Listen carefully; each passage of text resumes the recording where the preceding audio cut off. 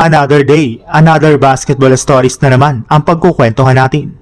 At ngayon nga ay pag-uusapan natin ang balitang nire-recruit ng pa ng Cleveland Cavaliers si LeBron James at ang balitang bagong 7-foot center na balak kunin ng Los Angeles Lakers.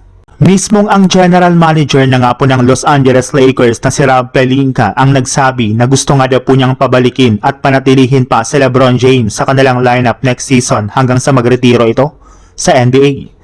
Ngunit sinalungat na naman nga po ito ng kanilang team executive na si Jenny Bass na nagsabi na wala para naman nga pong kasiguraduhan kung mananatili pa si LeBron sa darating na off-season.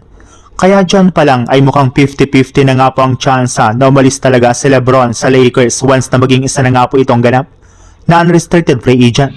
Dahil rin nga po walang kasiguraduhan si LeBron James sa Lakers ay gumagalaw na rin naman nga po ang Cleveland Cavaliers para ma-recruit na bumalik ito sa kanilang kupunan. At inumpisahan nga po nila ito sa sunod-sunod na papuri nila sa kanilang dating superstar ng mga nagdaang linggo.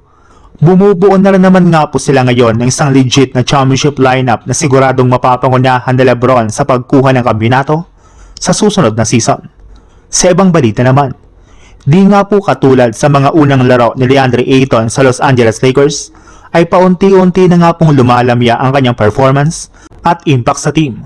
Parati na rin naman nga po siyang nababangko lalo na sa mga crucial minutes ng kanilang laban. Gayong mas nakakagalaw pa nga po ng mas maayos ang Lakers sa tuwing wala ito sa loob ng court.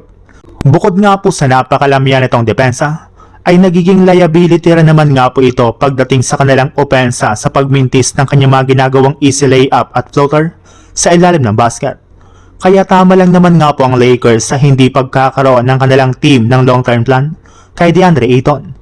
Hindi nga po siya ang pinakasaktong big man na makakasabay kina Austin Reeves at Luka Doncic. Meron na rin naman nga pong tinatarget ngayon ang Lakers na isang bagong center na mas makakatulong sa kanilang future.